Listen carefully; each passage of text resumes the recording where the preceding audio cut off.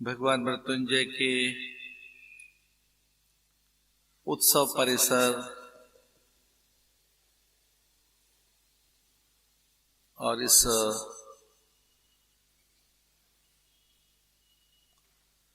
मृत्युंजय मंडपम में ज्ञान सत्र में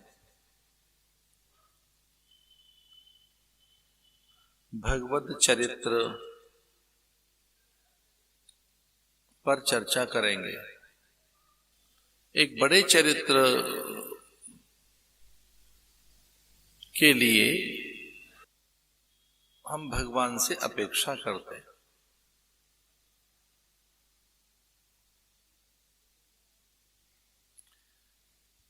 माता पुण्य बोली सो मत डोली तजऊ तात यह रूपा। लेकिन एक बड़ा चरित्र भी आपके द्वारा हो,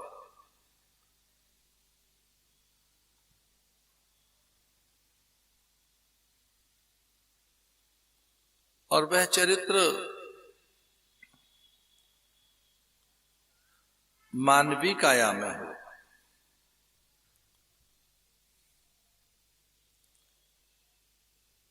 इसलिए भगवान का अवतरण होता है चरित्र की सिद्धि के लिए।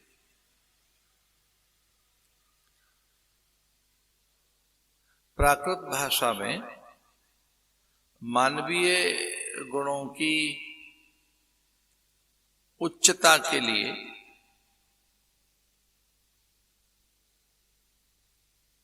ये तीन शब्द बार बार आए। सम्यक चरित्र, सम्यक दर्शन, सम्यक ज्ञान।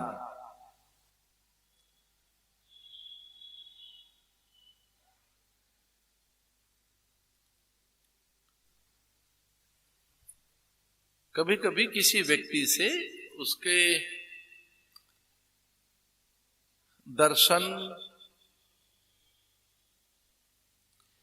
की आभा, निष्ठा अथवा उसकी पूरी दार्शनिकता आभासित होती है।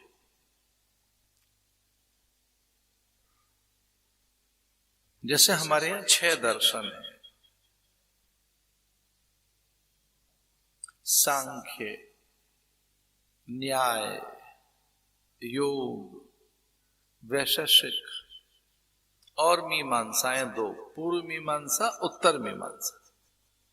तो किन्हीं किन्हीं के चरित्र से अथवा उनके जीवन से एक पूरा दर्शन प्रकट होता है।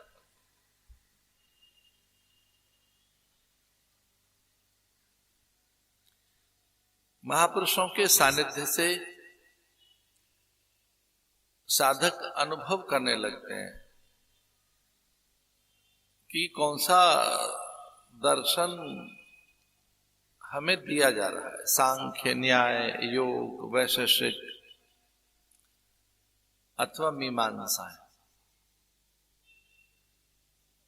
वेदांत आदि। एक कोई बहुत दर्शन के साथ आप रहें। दर्शन का अर्थ है सिद्धांत के साथ आप रहें।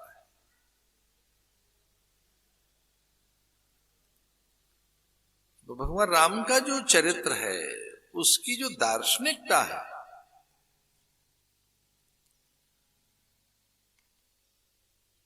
वो बड़ी विलक्षण है।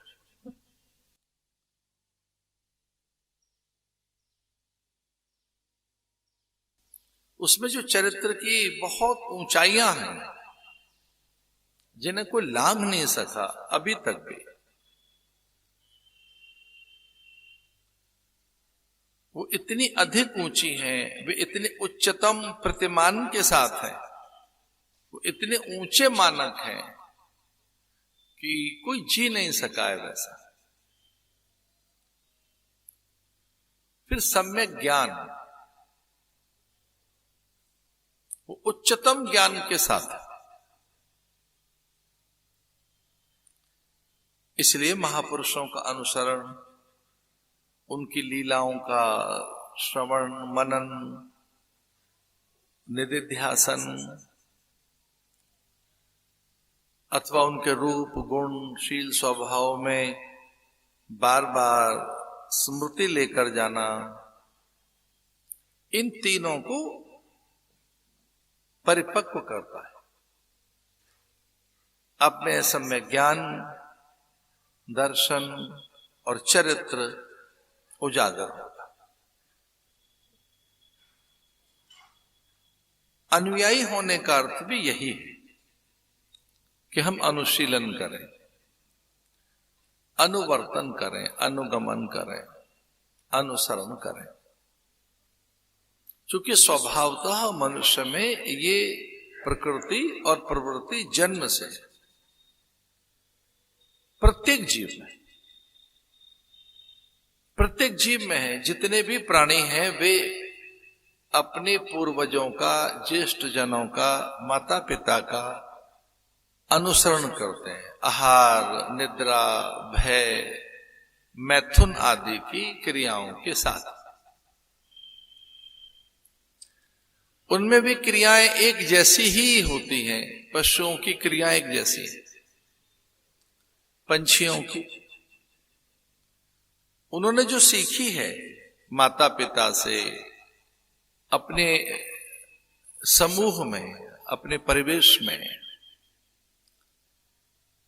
तो उन्हीं क्रियाओं के साथ रहते हैं। वैसे मनुष्य है, मनुष्य भी अपनों से सीखता है,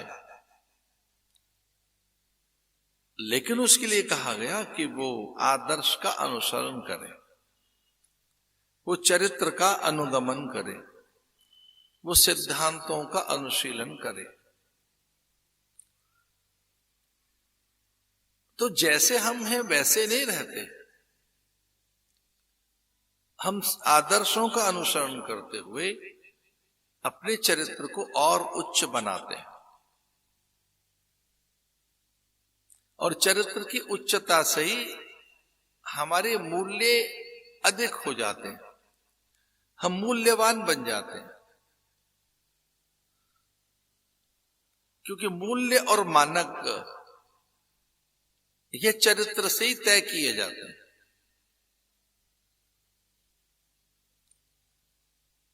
ये गुण से ही तय किए जाते हैं। तो आपकी समाज, परिवार, देश, राष्ट्र के लिए क्या उपयोगिता है, आपकी क्या उपादेयता है, आपकी क्या उत्पादकता है, आप कितने प्रेरक हैं,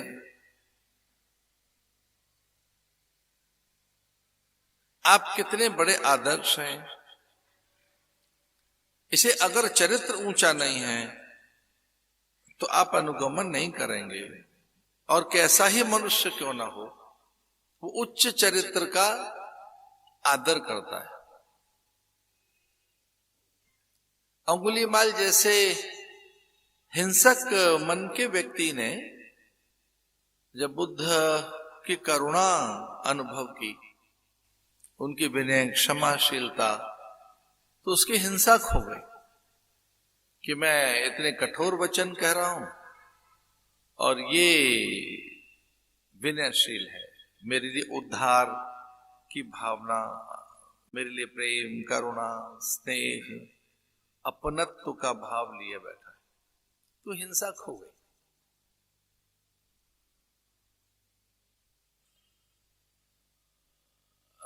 बड़े दुर्गुणों के साथ जो लोग जीवन जी रहे होते हैं, वो नहीं चाहते कि उनके बच्चे भी वैसे ही दुर्व्यसनी बने या दुर्गुण उनमें रहे, या कि उनका जीवन बहुत सस्ता हो, वो कभी नहीं चाहते। इसे चरित्र सदा ही आकर्षित करता रहा है। बड़ा चरित्र बहु विध की न चह, राम से यही अपेक्षा है कि वो एक बड़ा चरित्र का स्थापन करे। सारी कथाओं में जितने भी अवतार हैं हमारे, उन जैसा कोई चरित्र है नहीं। और ये मानस से प्रकट होता है, मन से। ये मन में धारण किया जाता है, फिर ये बाहर प्रकट होता है। मन में त्याग नहीं है, मन में संयम और सदाचार नहीं है, तो बाहर नहीं आया। तो कितना बड़ा अद्भुत उस ग्रंथ का नाम है कि उस पूरे मानस में चरित्र, मानस मारे हमारे मन में राम का चरित्र, मानस हमारे मन में। वो घर घर गाई जाने लगी कथा, वो घर घर की चौपाइयां बन गई। राम चरित्र मानस, रामचरित्र।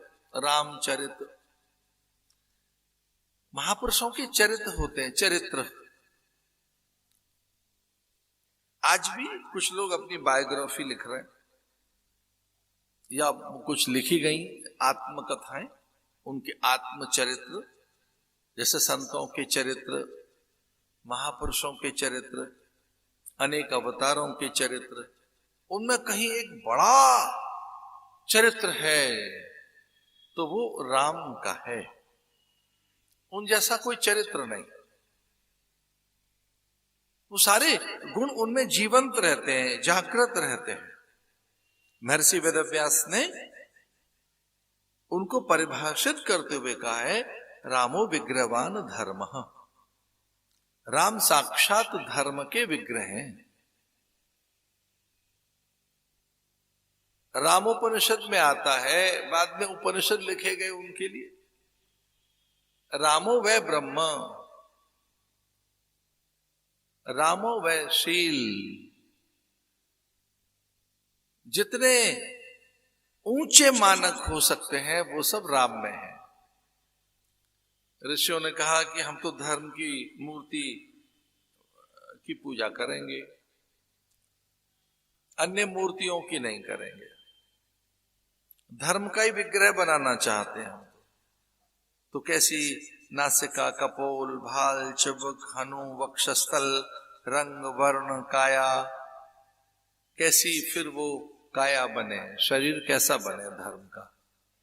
अगर धर्म की मूर्ति बनानी है तो वो स्त्री होगा या पुरुष। नासिका, कपोल, भाल कैसे होंगे,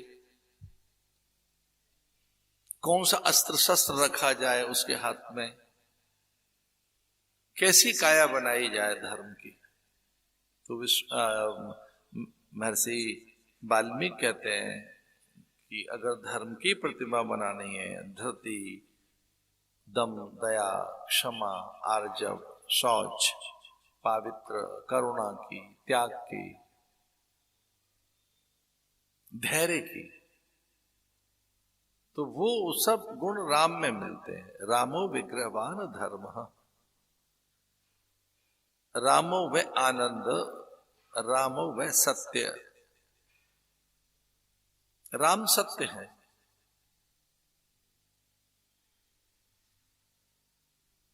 वो आनंद है, ये मुक्ति मंत्र है।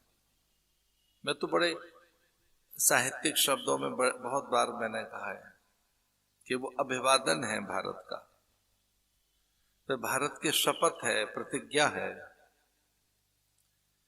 वो पर्व और उत्सवों में पहला स्मरण है, इसलिए कोई पुण्य स्मरण है पहला।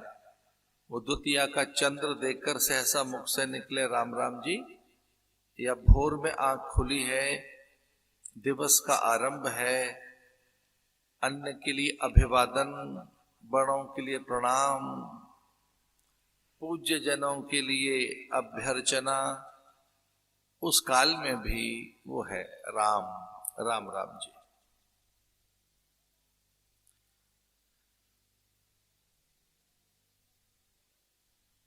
हमारी स्मृति में उससे बड़ा कोई चरित्र नहीं, वो सबसे बड़े चरित्र है।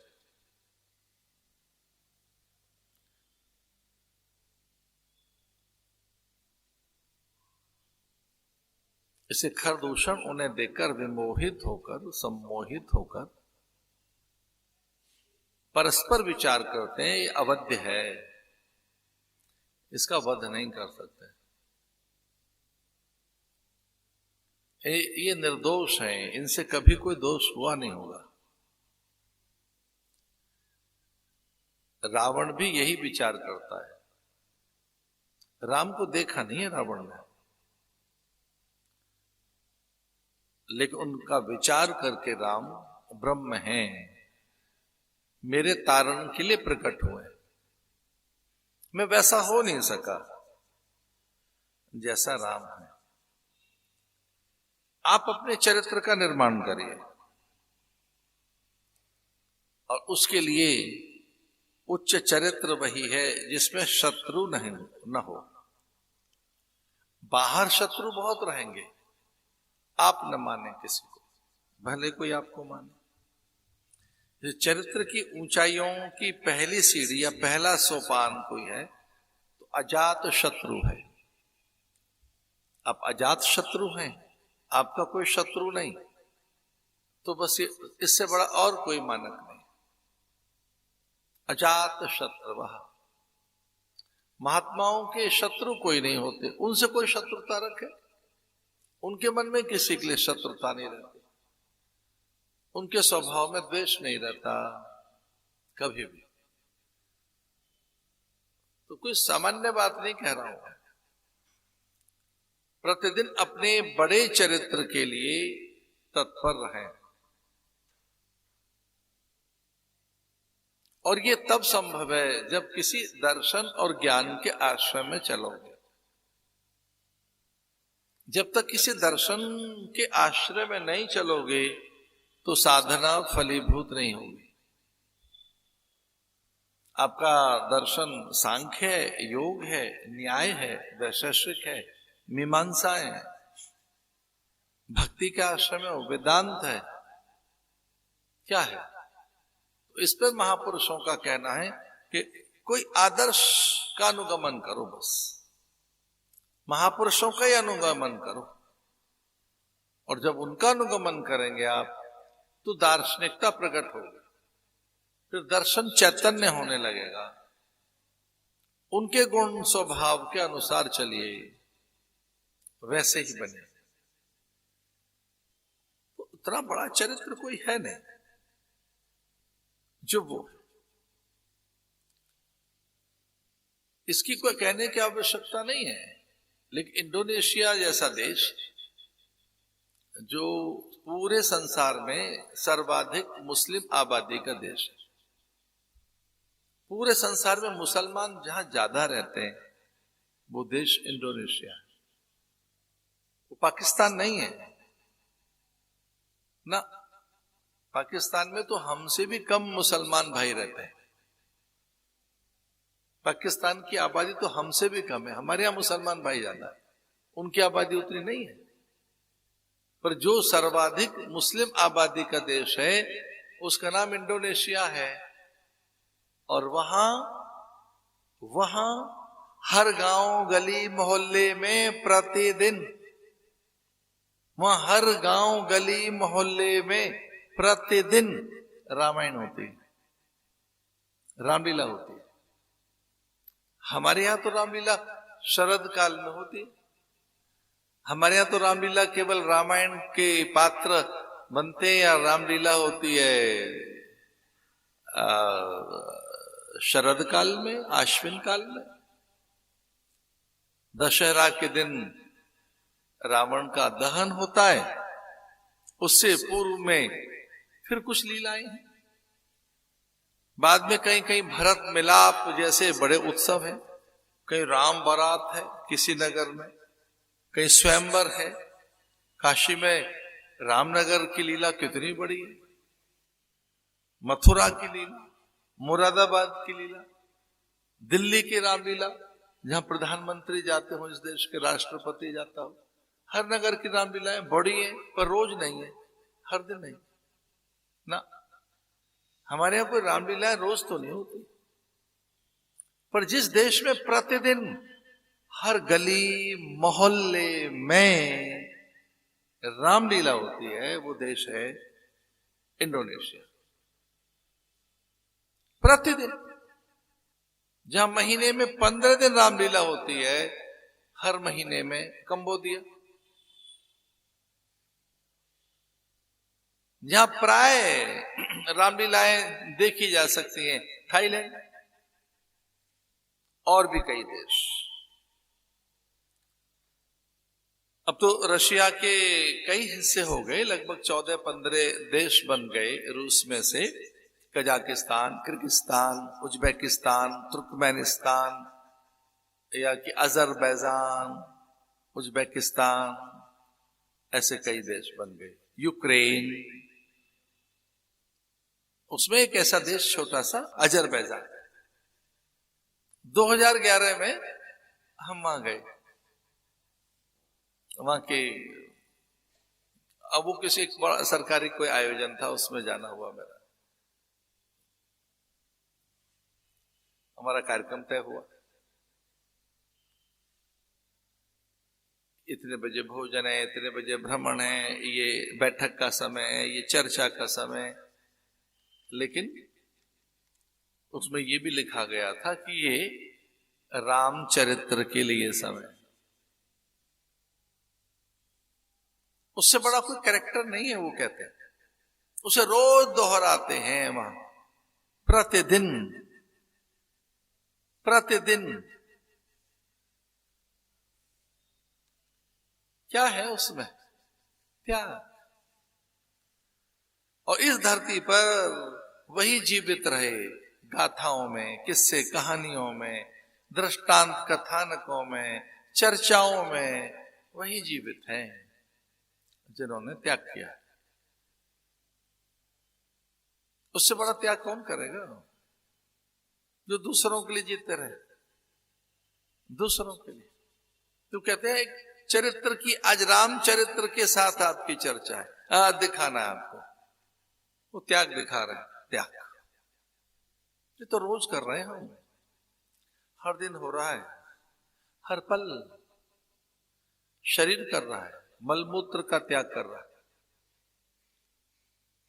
जो अशुद्ध वायु है उसका त्याग कर रहा है शरीर। स्वाभाविक क्रिया, कोई बड़ी क्रिया तो नहीं है ना। शुद्ध वायु ले रहे हैं, अशुद्ध वायु निकाल रहे हैं, पवित्र वायु ले रहे हैं, प्राण वायु ले रहे हैं, ऑक्सीजन ले रहे हैं, कार्बन डाइऑक्साइड कार्बन निकाल रहे हैं, कार्बन का उत्सर्जन कर रहे हैं, विसर्जन कर रहे हैं, त्याग कर रहे हैं। जो वायु हमने ली, जो सांस हमने ली, अब अशुद्ध हो गई, निकाल रहे हैं, उसे निकाल रहे हैं। और कई बार वो न निकले, वो टॉक्सिन्स हो, विष बन जाए, तो फिर वो व्याधि के रूप में निकलता है। वो व्याधि के रूप में। मुझे अपने गुरुदेव याद आते हैं, उन्होंने कहा कि नामस्मरण से निरंतर विकारों का शमन होता है। निरंतर नामस्मरण से, इसे जिस तरह से आप सांस ले रहे हैं वैसे ही नाम स्मरण करिए, उतना ही। जैसे ही नाम जाएगा, मंत्र जाएगा आपकी चेतना में, तो विकृति, विकार, कषाय, क्लेश, कल्मश, कंदर्प और ज्ञान के साथ है वो तो काम, इसका निरसन होगा। और अगर विकार का त्याग नहीं हुआ, आपने अपने दुर्गुणों का त्याग नहीं किया, अज्ञान से आप मुक्त नहीं हुए, तो आपके चरित्र को वो छोटा कर देगा, छोटे हो जाओगे। इस ऊंचे चरित्र के लिए महापुरुषों का अनुसरण कीजिए, अनुगमन कीजिए उनका। क्योंकि बचपन से ही, जन्म से ही ये क्रिया हम में चल रही है कि जो अच्छा लगता है उसका हम अनुसरण करते हैं, जो अच्छा लगता है। जन्म से एक और बात है, उपदेश के प्रति अरुचि है हमारी सभी मनुष्यों की। उपदेश मान्य नहीं है, इंद्रियों को और मन को स्वतंत्रता मान्य है, खुलापन मान्य है, उपदेश मान्य नहीं है। इंद्रियां स्वच्छंद होना चाहती हैं, स्वतंत्र रहना चाहती हैं, मन अंकुश नहीं चाहता अपने ऊपर, मन अनुशासित होकर नहीं रहना चाहता। और महापुरुषों के अनुसरण में जाओगे, एक आदर्श का बार बार अनुसरण करोगे, तो स्वभावतः वो अंकुश हो गया, फिर स्वभावतः आप नियंत्रित हो गए। इसलिए बड़े चरित्र की उपासना कीजिए। बड़े चरित्र सामने बड़ा चरित्र रखो, एक बड़ा उद्देश्य रखो, एक बड़ा गोल रखो, उसी को करो, उसी का अनुसरण करो, उसी को फॉलो कीजिए। इसलिए आदर्शों का जब अनुसरण हम नहीं करते, भटकाव आता है। जीवन भटकाव कब? जब आदर्शों का अनुसरण नहीं कर रहे। तुलसी लिखते हैं, ऐसो को उदार जगमाय बिनु सेवा जो द्रव्य दीन पर, राम सरिस को नहीं। ऐसो को उदार जगमाय, उदारता लाइए, देने का भाव लाइए, दानवीर बनिए। बहुत पुरानी बात है, एक कोई व्यक्ति धनहीन था और मैं उन दिनों मोती झील एक जगह है वृंदावन में, जो उस समय स्वामी खंडानंद जी, आनंदमयी मां, हरि बाबा, कभी करपात्री जी, बड़े संत वामदेव जी, कभी हमारे गुरुदेव भी, उस तरह से बड़े संतों का वो एक स्थान था, वहां प्राय चर्चा होती थी। महाराज स्वामी खंडानंद जी बैठे थे, कुछ थोड़े लोग होते थे। अब तो प्रचार का युग है, भीड़ का युग है, हर युग की अपनी अपनी विशेषताएं, अपना अपना एक सारोकार लेकर आता है युग। आज इतने साधन हैं, तब इतने साधन नहीं थे। वक्तव्य के, संवाद के, प्रवचन के, सत्संग के आज नए ढंग बदल गए, नए प्रकार हो गए, तब इतने नहीं थे, कुछ सीमित सी संख्या। और ये हमारे सामने की घटना, एक व्यक्ति ने कहा कि महाराज दरिद्रता है और दरिद्रता नाश के लिए क्या उपाय किए जाएं? दरिद्रता नाश का उपाय क्या है? महाराज ने कहा उदारता पूर्वक दान कीजिए, ये दरिद्रता नाश का उपाय। उदार बना,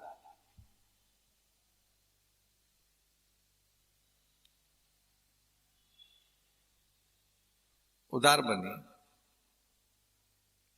दान कीजिए, सेवा कीजिए। फिर उसकी व्याख्या करने लगे, और ऐसी व्याख्या कभी सुनी नहीं उनसे, किसी से नहीं सुनी। उस उदारता की जब उन्होंने व्याख्या की, ज्ञान का दान करो, वो कहते थे विचार का दान करो, आदर का दान करो। बहुत बाद में जब मैं उत्तरकाशी पहुंचा तो कुछ छोटे छोटे विचार मैंने लिखने आरंभ किए। एक ऐसी खेती है ये जो तत्काल फल देती है। आदर एक ऐसी खेती है, उसी से फल मिलता है उसका। आपने बीज डाला और तत्काल फल मिला। आदर करना सीखें, लोगों का सम्मान करना सीखें, केवल उनका नहीं जो जिनके पास धन है, ऊंचे पद पर है, जिनसे कुछ मिल सकता है, सबका एक आदर का अभ्यास कीजिए। दूसरों के स्वाभिमान की रक्षा का अभ्यास कीजिए कि उनका सम्मान और स्वाभिमान नहीं छीने। उन्हें बड़ा बड़ा आदर दीजिए। उन्हें ये ज्ञान न कराएं कि वो छोटे हैं, धन से, संस्कार से, विचार से, बड़े पद से। जितना बड़े व्यक्ति के साथ आपके आदर की भावना है, उतनी छोटे व्यक्ति के पास रहे, छोटे व्यक्ति के लिए रहे। व्यवहार में आदर रखो, ज्ञान बांटिए, परिवेश को पवित्र बनाइए। अगर वो सस्ता है, निंदनीय है, विषैला है, उसे महान बनाइए। हो सकता है कि आपको मेरी बात समझ ना आए, लेकिन अपनी चीजों को बहुत आदर दिया जा सकता है, बहुत उन्हें पूज्य बनाया जा सकता है, उनमें दिव्यता देखी जा सकती है, घर को भी तीर्थ बनाया जा सकता है। शरीर को भी। जब आप आदर करना सीखेंगे अपने वाहन का, भवन का, शैया का, पात्रों का, बल्कि यहां तक आया है शाक्त ग्रंथों में कि पात्र भी उतने ही आदरणीय हैं जितना आदरणीय आपका इष्ट है। ये चरित्र को ऊंचा करने की बातें बता रहा हूं। अखंडानंद जी कहते हैं कि भैया उदार बनिए। अगर उदारता है आपके पास तो इसी गुण से धन आ जाएगा, सम्मान आ जाएगा। यज्ञ करने का संकल्प लो, साधन बन जाएगा। प्रतिदिन यज्ञ करने का संकल्प लीजिए, प्रतिदिन उपासना का संकल्प लीजिए, साधन बनेंगे। आपकी प्राथमिकता बननी चाहिए, और आपकी प्राथमिकता उपासना है, पूजा है, आपकी प्राथमिकता में यज्ञ है, तो साधन भी बनेगा, समय भी निकलेगा। एक विदेहरी नाम के बहुत अच्छे संत हुए, यद्यपि वो आर्य समाजी महापुरुष थे। उनका पूरा नाम था विद्यानंद विदेह। छोटी छोटी पुस्तकें उनकी थी, मुझे पढ़ने का अवसर हाथ लग गया। विद्यानंद विदेह, उनको विदेह कहते थे। बड़ी अच्छी बात है। उन्होंने कहा ईश्वर हमारी आवश्यकता नहीं है, वो हमारी इच्छा भी नहीं है, वो हमारी प्राथमिकता भी नहीं है। तो जो हमारी आवश्यकता ही नहीं है, हमारी प्राथमिकता ही नहीं है, इच्छा ही नहीं है, तो उसके लिए प्रयत्न भी क्यों करेंगे? तो अगर ये आवश्यकता बन जाए कि हमको अपना चरित्र बनाना है, एक बड़े गुणों के साथ जीना है, तो आप वैसे ही बन जाएंगे। और विद्यानंद विदेह कहते हैं कि अपने प्रति गंभीर नहीं है, हम अपने प्रति सत्यनिष्ठ नहीं है, स्वयं को सही करने के लिए संकल्पित नहीं है। छोटी छोटी पुस्तकों में उनको लिखा है कि कैसे हम अपने आप को बड़ा कर सकते हैं, श्रेष्ठ कर सकते हैं, महान कर सकते हैं। ज्ञान की डकार लेके महात्माओं ने कहा तो है, अहम ब्रह्मास्मि तत्त्वमसि प्रज्ञानम ब्रह्म अयमात्मा ब्रह्म। ज्ञान की डकारी तो लिया उन्होंने, ब्रह्मविद ब्रह्मैव भवति, उसे जानकर वही होकर वैसे हो गए। तो अभ्यास से सब संभव है। इसलिए भगवान के गुणों का गान कीजिए, उन्हीं का ध्यान कीजिए। भक्ति रस के जागरण से, भक्ति भाव में मन को एक अलग प्रकार का रस मिलता है। क्योंकि हमने इतने चरित्र पढ़ लिए हैं, उनमें से ही राम के एक चरित्र को लेकर आते हैं। आइए कुछ थोड़ी सी देर के लिए हनुमान के चरित्र पर हम चर्चा करते हैं। आइए मिलकर इस चौपाई के साथ हनुमान के चरित्र में चलते हैं। जय जय जय हनुमान गोसाई जय।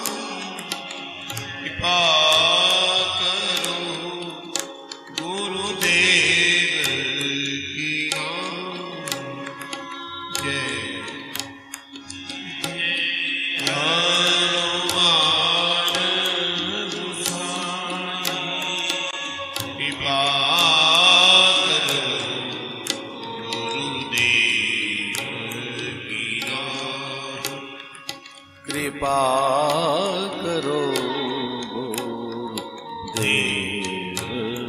की नाई। कृपा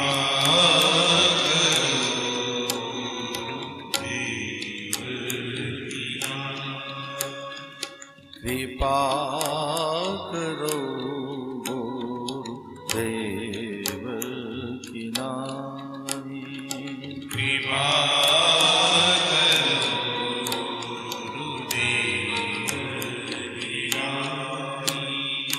जय जय जय हनुमान गोसाई। जय जय जय हनुमान गोसाई। जय जय जय हनुमान गोसाई।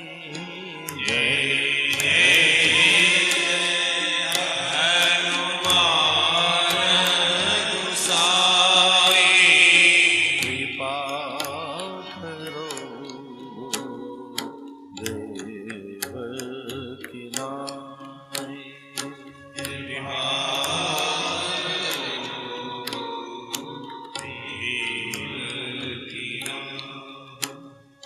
कृपा करो गुरुदेव की नाई।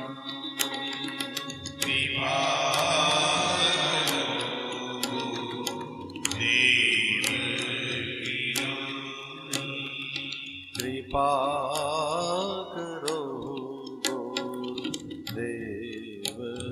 की नाई। कृपा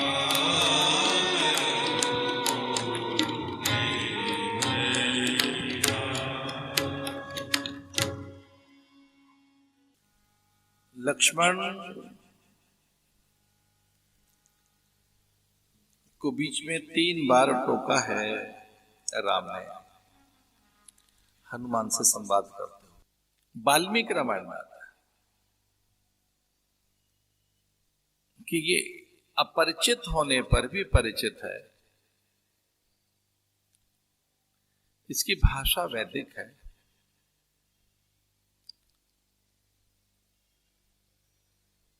ये वो नहीं है जो दिखता है। अनायासी किसी अपरिचित पर विश्वास नहीं करना चाहिए, पर जिस पर विश्वास किया जा सकता है वो हनुमान है। ये सामान्य नहीं है, ये कोई महान है।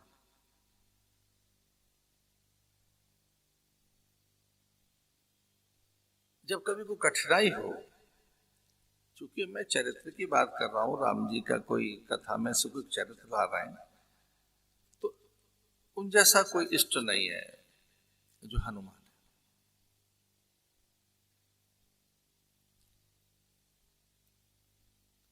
वो समाधान है, ज्ञान है, वो संशय निवृत्ति के लिए, कार्य सिद्धि के लिए और उच्चतर लक्ष्यों की प्राप्ति और पूर्ति के लिए तत्काल कोई साधन है तो वो हनुमान है।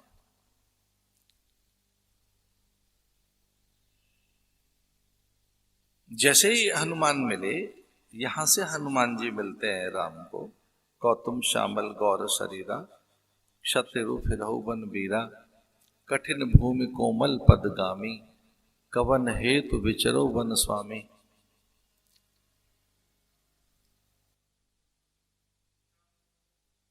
जग कारण तारण भव भंजन धरणी भार, कि तुम अखिल भुवन पति लीन मनुज अवतार। प्रभु पहचान परे गहि चरना, सो सुख ओमा जाए नहीं बरना। ये कुछ ऐसी चौपाइयां हैं, ये कुछ इस तरह के प्रसंग है जहां राम जी उनको मिलते हैं। संवाद होते हैं राम के हनुमान जी के साथ। शिष्टाचार नहीं कहता ये कि संवाद के बीच में हम किसी दूसरों से बात करें। राम और जब हनुमान के संवाद चल रहे थे तब उसमें 2-3 बार उन संवादों में से लक्ष्मण से बात करने लगते हैं हनुमान। लक्ष्मण को बताने लगते हैं कि ऐसी भाषा, इस तरह की व्यंजना, ऐसा अपरिचित के प्रति विश्वास और समझ ये कौन है। हनुमान जैसे आते हैं तो तुरंत विश्वास पैदा हो जाता है। कुछ एक पल में ही सुग्रीव के दुर्गुणों को बताकर भी सुग्रीव से मैत्री करा देते हैं। यद्यपि भयभीत है वो, उसमें दोष हो सकते हैं,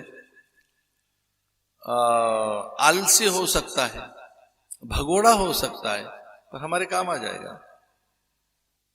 मैत्री कीजिए उससे। शिष्य बनेगा नहीं, क्योंकि आपको गुरु नहीं मानेगा, अभी उसमें वैसी उत्सुकता नहीं है, श्रद्धा का अभाव है। भक्त बनेगा नहीं, क्योंकि आपको भगवान नहीं मानेगा। सेवक आ गई है, दूसरा निर्वासित हो गया है। एक भाई के लिए एक मां ने सत्ता की व्यवस्था कर दी, दूसरा भाई निर्वासित हो गया है। 2 परिवार और हैं जहां भाई ने सत्ता का लोभ देकर अपने भाई को निर्वासित कर दिया है कि यहां रह नहीं सकता। सुग्रीव के भीतर लोभ दिखा जब बाली को, तो बाली ने उसे निर्वासित कर दिया।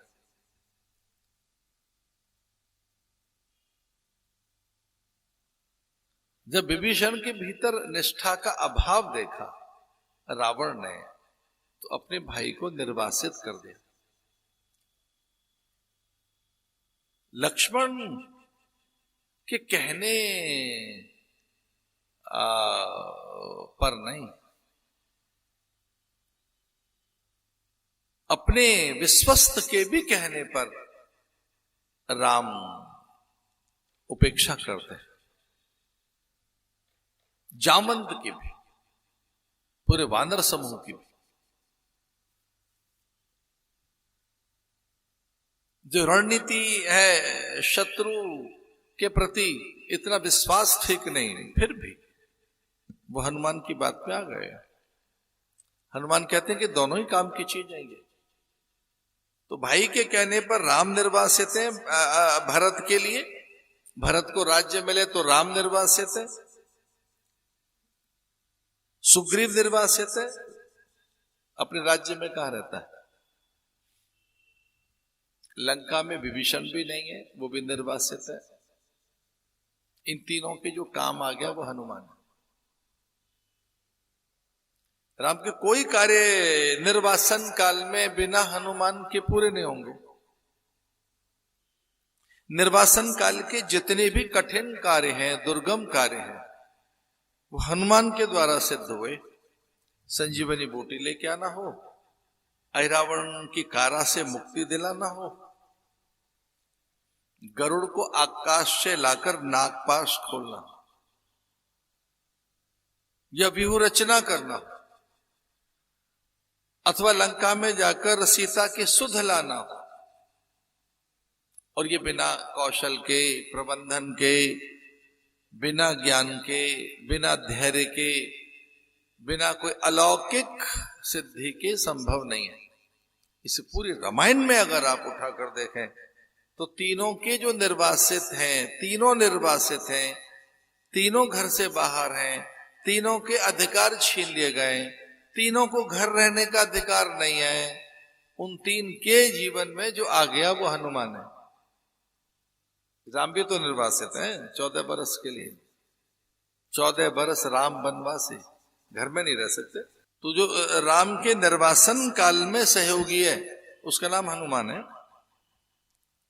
जो सुग्रीव के निर्वासन काल में सहयोगी है उसका नाम हनुमान है। जो विभीषण के निर्वासन काल में सहयोगी है उसका नाम हनुमान है। लक्ष्मण ने मना किया कि हमारे बीच नहीं रह सकता ये शत्रु का भाई है, कुछ भी हो मैं विभीषण को अपने पास नहीं रहने दूंगा, मुझे इस पर संदेह है।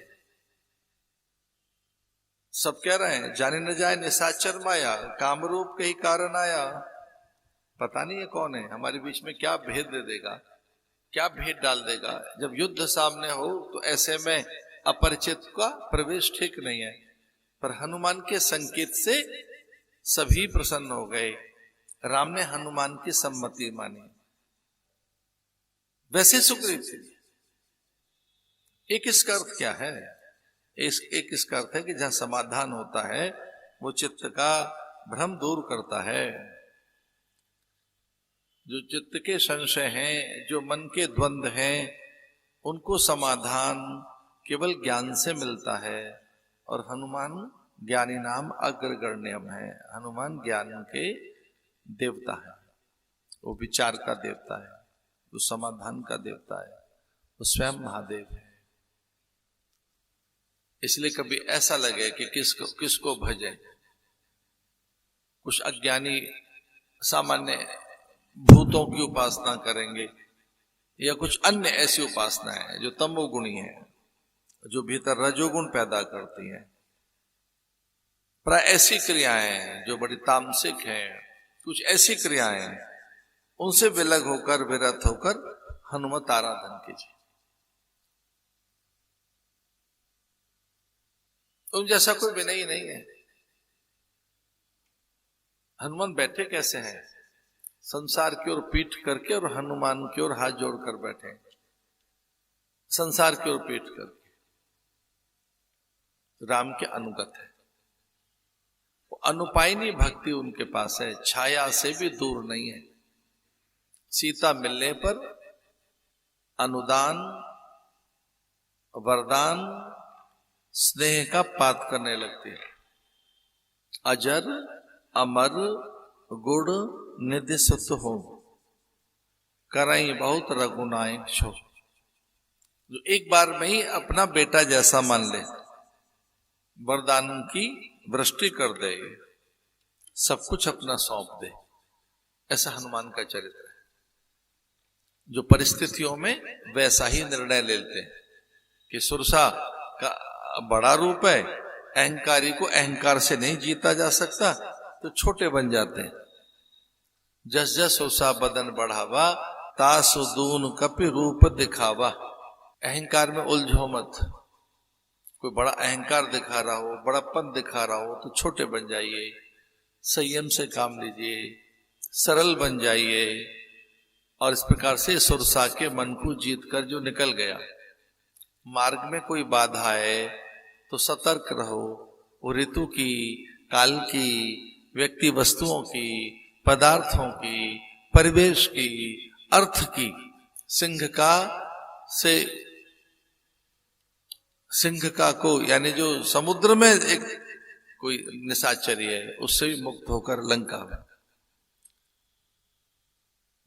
तो कभी ऐसा लगे कि इष्ट का आराधन करना है तो हनुमान तो एक अद्भुत चरित्र है। मनी मन उनका स्मरण कीजिए, मनी मन। एक दिन किसी एक चरित्र का, कभी किसी दूसरे दिन चरित्र का, तो किसी से गुण मिलेगा, किसी से संयम मिलेगा, किसी से सदाचार, किसी सेवा की भावना, किसी से परमार्थ के प्रयोग। और आप में देखना चरित्र की उच्चता आएगी, चरित्र आपका धवल होता जाएगा। आज के सत्र को विराम करते हैं।